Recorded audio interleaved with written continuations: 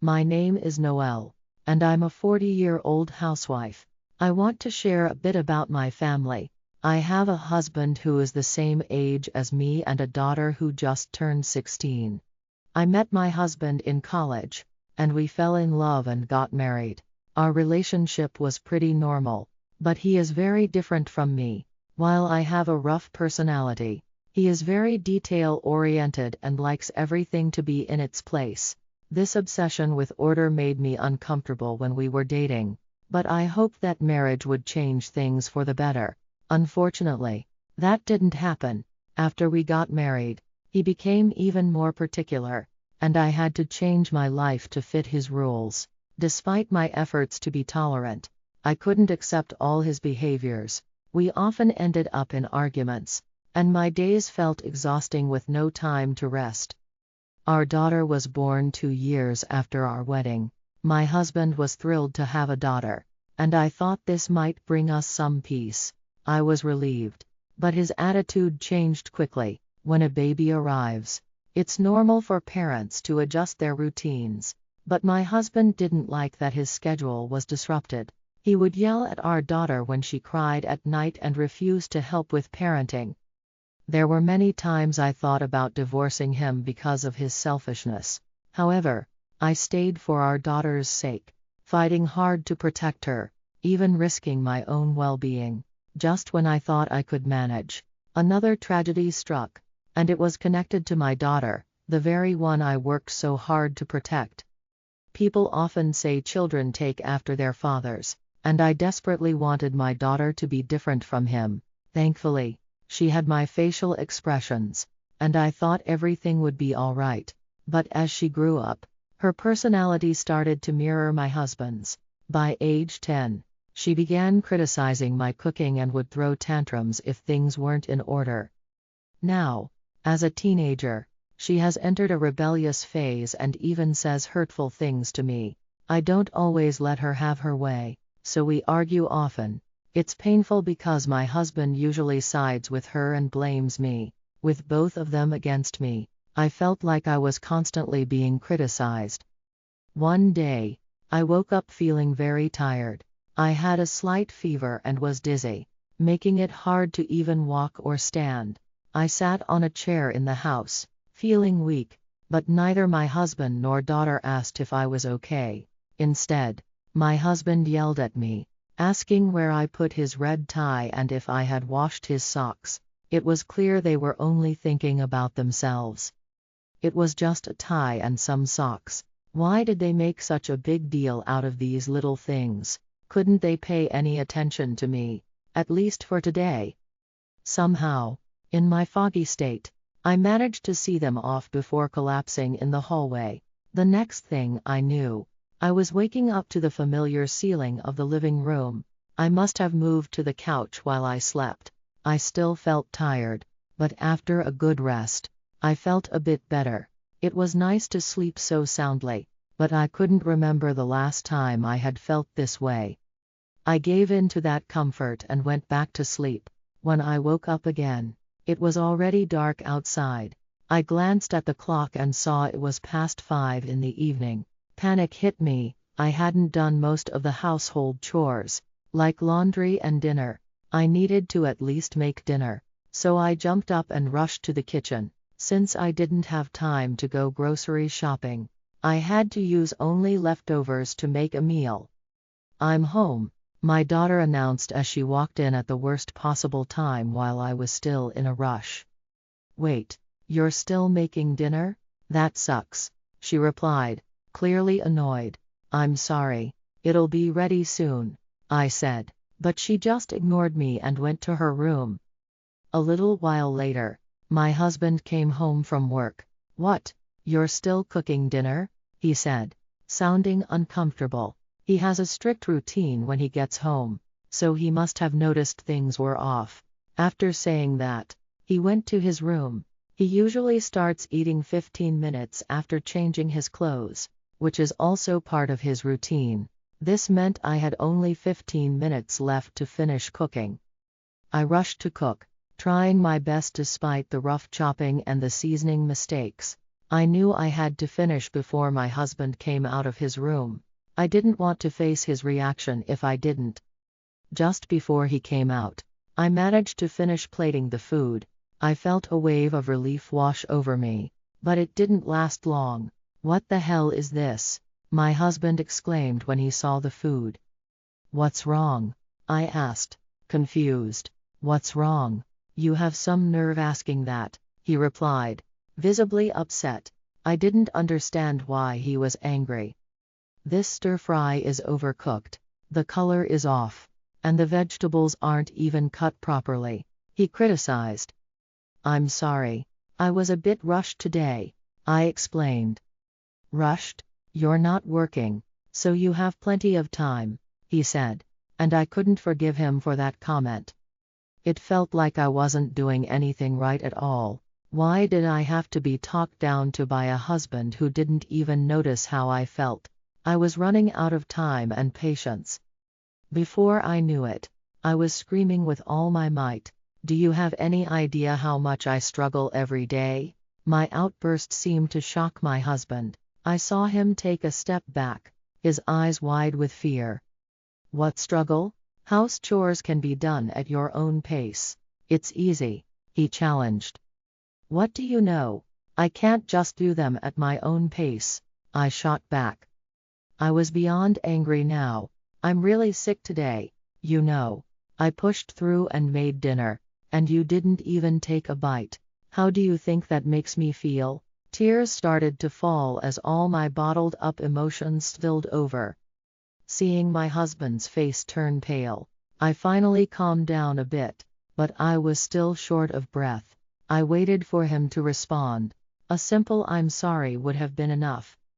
But instead, his shaky voice cut through my hope. "Do you have any idea how much I struggle to support our family?" he said. "So you're saying I just live easy and free?" "I'm saying your job is to support me so I can focus on my work," he replied. "That's just an excuse. I'm not your slave," I snapped back. "Don't talk back to me," he yelled, and I could tell he was on the edge of losing control. I instinctively knew he might raise his hand against me, but I couldn't back down now. As I prepared to confront him with my next words, our daughter suddenly burst out of her room. "What are you doing?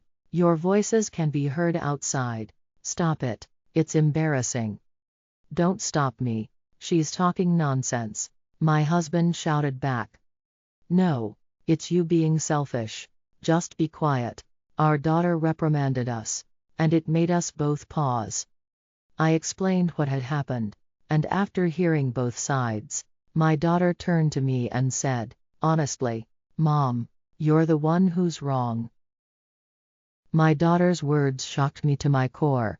"Why?" I wondered. "Because housework is your job, isn't it?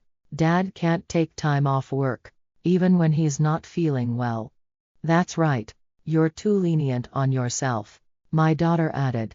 I felt resentment rise in me as my husband echoed her sentiments, saying, "Mom is always late with her chores. Even today, you haven't done the laundry yet." "That's true, and you're not efficient. You can't even fold the laundry properly." Their words shattered my emotions into pieces. "So, you're both saying I'm not trying hard enough?" I asked, feeling defeated. "Maybe you're not," my husband replied. "I could probably do it better and faster," my daughter chimed in. "Yeah, you're too laid back. I bet we could manage without you, Mom," she added, and those words cut deeper than anything else. Was I really that dispensable? I thought we were a family, but they could dismiss me so easily. Faced with this cruel reality, I ran out of the house. Before I knew it, I found myself in a dark park with no street lights. My feet hurt as I sat on a bench and realized I had run out without even putting on my shoes. My tears had dried up, and my mind felt blank. How long had I been sitting there? Even if I stopped thinking, their harsh words wouldn't disappear. My heart felt broken. Recalling what my husband and daughter said filled me with resentment. I will never forgive them, I thought. My family, Who trampled on my feelings must face some punishment. The next morning, I finished the cleaning and laundry perfectly. For breakfast, I prepared a meal as extravagant as a dinner at a fancy restaurant. By the time I finished, my husband and daughter came into the living room almost at the same time. Without looking at me, they both took their seats. "Come on, let's have breakfast," I said. Their faces seemed to tense up even more. "Mom, what's going on?" my daughter asked, surprised. "Today's breakfast is really fancy," I replied. "Isn't it your 16th birthday today? Did you forget?" Yeah, I did forget," my daughter admitted. "You should at least remember your own birthday, right, Dad?" Yeah," my husband answered awkwardly.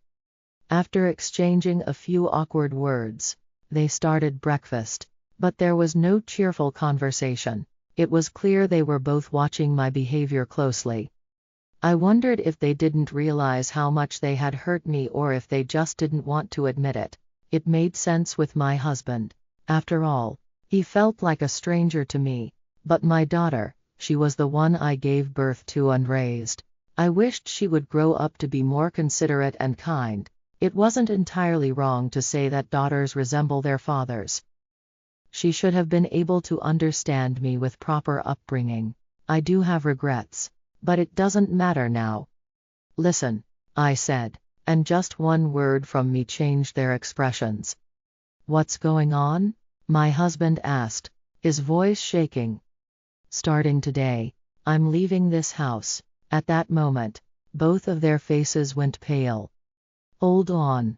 Why?" my daughter asked. "You said you could do the housework better than me," I replied. "I didn't say anything like that," she protested. "Yes, you did. I'm sure you said it," I interrupted.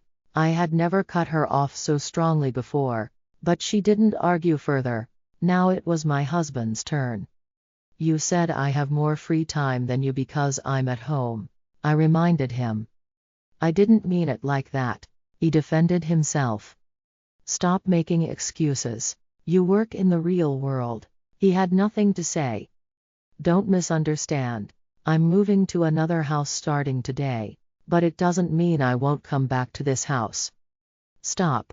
Today's my birthday, right? You're going to celebrate, right?" My daughter's voice was pleading, and her face looked like she might cry. I looked at her and laughed. "I'm sorry. I'm serious about this." Watching my daughter crumble at my words, I quietly stood up. "Well, I'm off." I left the house as I heard my husband and daughter screaming behind me. That day, I booked a hotel room not far from our house.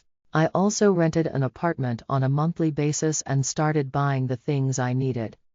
Even while I was busy, my phone was flooded with messages from the two of them.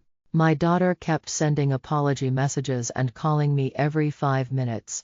My husband, however, still couldn't admit he was wrong. He sent me messages saying things like, "What you did was outrageous."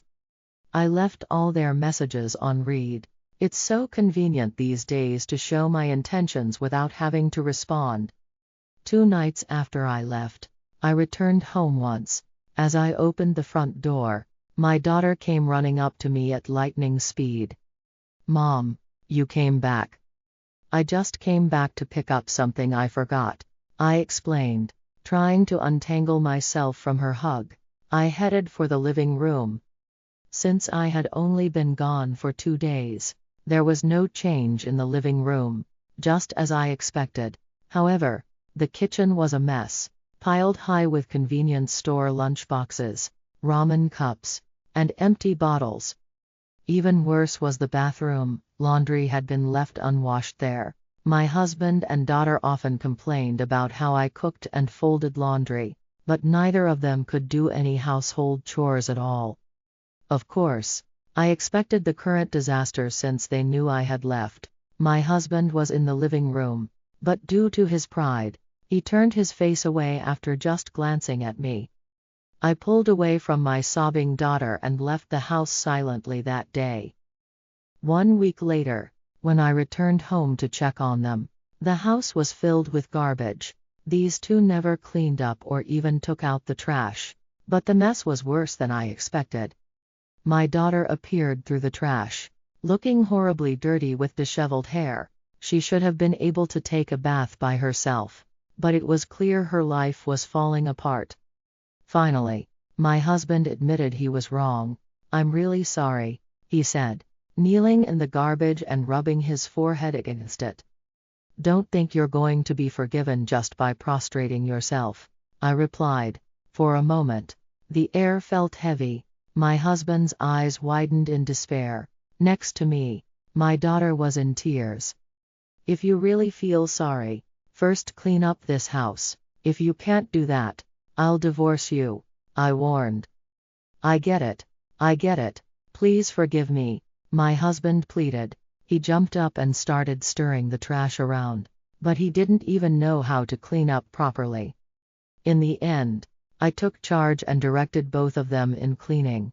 It took 3 days, but finally, everything was perfectly clean.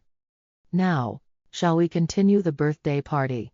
I said cheerfully, looking down at my husband and daughter, who were lying in the now cleaner living room.